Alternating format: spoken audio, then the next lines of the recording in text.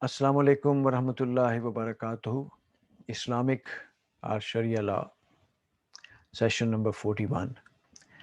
The topic of Fiqh or Sunnah continues, and today we are going to learn about Tayammum, the dry ablution. Rabbi shrah li sadri wa yassir li amri wa halul uqdatam min lisani yafqahu qawli. Alhamdulillah wassalatu wassalamu ala rasulillah amma ba'd. A'udhu billahi minash shaitanir rajim. Bismillahir rahmanir rahim. Tayammum, the dry ablution. Definition. Literally, tayammum means aim, purpose.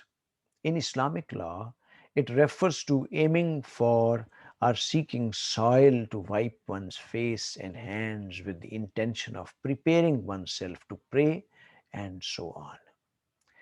Proof of its legitimacy. This is proven by Quran, Sunnah, and Ijma, that is consensus. The Quran says, and if you are ill, or on a journey, or one of you comes from relieving himself, or you have touched women and you do not find water, then go to high clean soil and rub your face and hands therewith. Lo, Allah is benign, forgiving. An-Nisa, ayah 43. From the Sunnah, we have the hadith related by Abu Umama, in which the Prophet, upon whom be peace, said, all of the earth has been made for me and my nation a pure place of prayer. Whenever a person from my nation wants to pray, he has something with which to purify himself. That is the earth, related by Ahmad. Finally, there is a consensus that tayammum forms a legitimate part of the Sharia, as it places ablution or ghusl under specific circumstances, as it replaces ablution or ghusl under specific circumstances. Blessing from Allah. This form of ablution is viewed as blessing from Allah to the Muslims. Jabir relates that to the Jabir relates that the Prophet, upon whom be peace, said, I have been given 5 things that were not given to anyone before me. I have been made victorious due to fear for a distance of 1 month's journey, and earth has been made a place of prayer for me wherever and whoever of my nation wants to pray, he may pray. And the war booty has been made lawful for me, and this was not lawful for anyone before me. I have been given permission to intercede. The prophets used to be raised for their own people only, but I have been raised for all the mankind, related by Al Bukhari and Muslim. The reason for its legitimacy. Said Aisha, we went out with the Messenger of Allah on one of his journeys until we reached Baida. At this place, one of my bracelets broke and fell somewhere. The Messenger of Allah and others began to look for it. There was no water at that place, nor did anyone have any water with him. The people went to Abu Bakr and said, do you see what your daughter has done? Abu Bakr come to me while the Prophet was sleeping on my thigh. He blamed me and said to me whatever Allah willed him to say, and he also poked me in my side. I could not move, for the Prophet, upon whom be peace, was sleeping on my lap. He slept until the morning without any water available, and then Allah revealed the verse of Tayammum. As Syed ibn Huzaima said, that was not the first blessing from the family of Abu Bakr. The camel that I was on got up and we found the necklace underneath it, related by the group except for At-Tirmizi. One cannot find water, or the amount one finds is insufficient for ablution. Imran bin Hussein said, we were with the Messenger of Allah during the journey.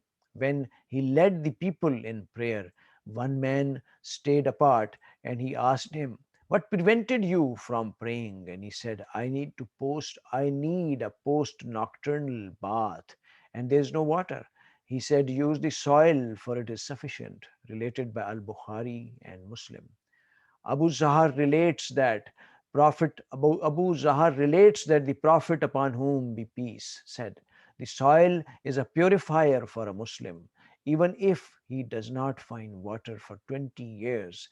Related by the four. At-Tirmizi grades it Hasan Sahih. But before one makes the yammum, he must look for water from any possible source. And if he is sure water is not to be found, or it is too far away, he does not have to look for it. One is injured or ill. If one is in the condition and believes water will worsen it, he does not have to be absolutely sure, but may base his opinion on past experiences, or what a knowledgeable person has told him. He may perform tayammum. Jabir said, we were on a journey and one of us got injured, and later he had a wet dream. He asked his companions, can I perform tayammum? They said, no, not if you have water. He performed ghusl and died. When they came to the Messenger of Allah, they informed him of what had transpired, and he said, they killed him. Allah will kill him. Allah will kill him. Do you not ask if you do not know? The rescue of the ignorant person is the question. He should have performed tayammum and dropped water on his wound and or wrapped it with something and wipe over the wrapping and wash the rest of his body. This is related by Abu Dawood, Ibn Majah, Ad-Dar al-Qutni, and Ibn Askin, who said it Sahih. If the water is cold enough to physically harm the user, this is not allowed on the condition that he can find no one to heat it up, or is unsuitable for use the public bathroom.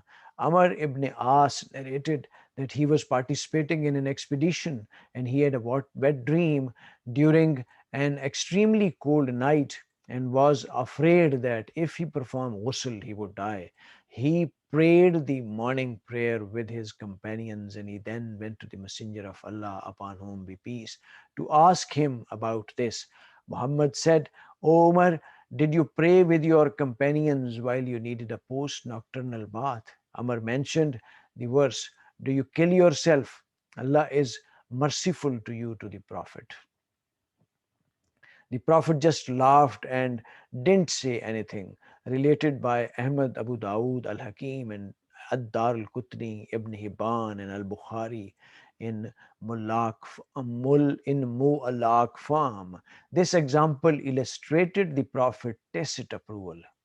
When water is nearby, but one does not want to fetch it due to fear, if one fears for his life, family, wealth, for example, if any enemy is nearby, beast or human, or one is a prisoner, and so on, one may perform tayammum. This is also allowed if there is water, but one lacks the proper means to get it, or if one fears some accusation against him if he gets it, if one is saving this water for later use. This could be for a hound, for duff, cooking, or for moving an impurity that is not pardonable. Says Imam Ahmad, many of the companions performed tayammum to save their water for drinking. Ali said that a man who is traveling and becomes unclean because of sex or wet dream can perform tayammum. If he fears he will go thirsty, he would perform tayammum and not ghusl. Related by Ad-Dar al-Qutni, says Ibn Tamiyyah, if a person needs to relieve himself but has only a small amount of water, it is best that he pray with tayammum and relieve himself rather than keep his ablution and prayer before relieving himself. One can get water but fears that prayer will be over by the time he gets. He can perform tayammum and pray and does not need to repeat his prayer after he gets water. The soil used for tayammum, it must be pure soil. This can be sand, stone, gypsum, or so on. Says Allah, proper perform tayammum with pure soil. And all scholars of Arabic agree that soil is whatever covers the earth, dirt or otherwise. How to perform tayammum? First, one must have the intention. See the section in ablution. Then he mentions Allah's name, strikes the soil with his hands, wipes his face, his hands up to the wrist. Nothing is more authentic and clear that what Ammar related. He said, we became sexually impure and had no water. So we rolled in the dirt and prayed. This was mentioned to the Prophet, and he said, this would have been enough for you. And he struck the earth with hands, blew in them, and then wiped his face and hands with them. Related by Al-Bukhari and Muslim. In another text he states, it would have been enough for you to strike the ground with your hands, blow into them, then wipe out your face and hands up to the elbows. Related by Ad-Darak Qutni. This hadith shows that one strike of the earth is sufficient, and one only wipes the arms to the wrist. It is from the sunnah that one who makes tayammum with dirt should blow into his hands first and not make his face dirty or dusty. What tayammum makes permissible. After doing so, he is pure and may do any of the act requiring prior purification, such as praying, touching the Quran, and he does not have to perform it during the time of the prayer. And he may pray as many prayers as he wishes, unless he nullifies it, exactly as he can after perform the required regular ablution.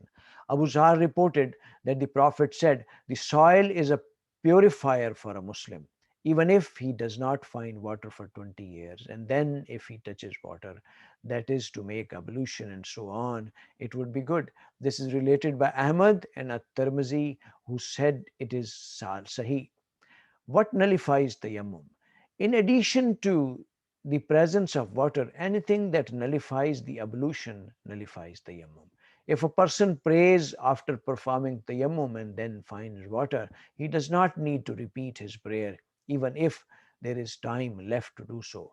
Abu Sa'id al Khudri said, two men went out on a journey, and the time of prayer came out. As they had no water, they performed tayammum, and then they found some water during the time of the same prayer. One of them repeated his prayer with ablution, and the other did not. When they saw the Messenger of Allah, they asked him about the proper procedure in such a case, and he said to the one who did not repeat the prayer, you have acted according to the Sunnah, and your prayer is sufficient for you. He said to the other, you will get a double reward. Related by Abu Dawood and An-Nisa. If one comes across water before he prays or finishes his prayer, the tayammum, his prayer becomes null and void, and he must make ablution with water. If a person is not clean because of sex or wet dream, or woman is menstruating, and they pray after performing tayammum, they need not repeat their prayer after finding water, but they must perform ghusl with water when they can. Umar said, the Prophet led the people in prayer and afterwards saw a man who had not prayed. So he said, why didn't you pray with us? The man replied, I was sexually unclean and there was no water. So he told him, use the soil and it will be enough. Imran then mentioned that they later found water. The Prophet, upon whom be peace, brought a bowl of water for the man and told him to perform ghusl, related by Al Bukhari. Wiping over casts, wrappers, and similar items. It is allowable to wipe over any wrappers or, or diseased or injured bodily part. There are many hadiths on this point, and although they are all weak, their many chains strengthen each other, making them valid to talk about. One hadith, that of Jabir quoted earlier, relates a story about a man who was on a journey and suffered an injury while he slept. He had a wet dream, and after which he asked his companions if he could perform tayammum. So they said that he could not. So he made ghusl and died because of it. When he was mentioning to the Prophet, he said that they killed him. May Allah kill them. Do you not ask about what you do not know? It would have been enough for him to perform tayammum and drop a little water over his wound, or else wipe it and wash the rest of the body. This is related by Abu Dawood, Ibn Majah, Dar al Qutni, Ibn Sakin, who classified as Sahih. Ibn Umar used to do this. In fact, it is obligatory to wipe out such casts or wrappers in ablution or ghusl instead of washing the injured part. This must be done even if he has to heat the water. But if he believes that this would harm the diseased or injured part, or that this condition may worsen, or that his pain would increase, he may wipe out the injured part with water. If he fears that this would also be harmful, he could wrap it and then gently wipe over it. It is not necessary for him to be in the state of purity while applying the cast or wrapper be wiped. There is also no time limit for such wipings, for he can do so as long as his condition lasts. Removing the wrapper or cast nullifies the wiping, as does the final cure. The prayer of the one who has no means of purifying himself. Whoever cannot get water or soiled may pray in whatever state he is in, and he will not have to repeat his prayer later. This is because on what Muslim related from Aisha. She had borrowed some jewelry from Asma and it broke and fell. The Messenger of Allah, upon whom be peace, sent some people to search for it. The prayer time came and they had to pray without ablution. And then when they came to the Prophet, they complained to him, and the verses of Tayammum were revealed. Usaid ibn Huzair said, "May Allah give you good recompense. Allah never reveals an order with respect to you except that He removes by it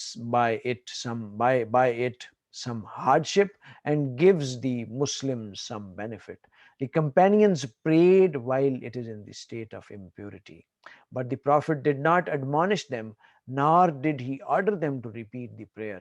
Says An-Nawawi, this is the strongest statement of proof on this question. So, ladies and gentlemen, here the portion of Tayammum finishes.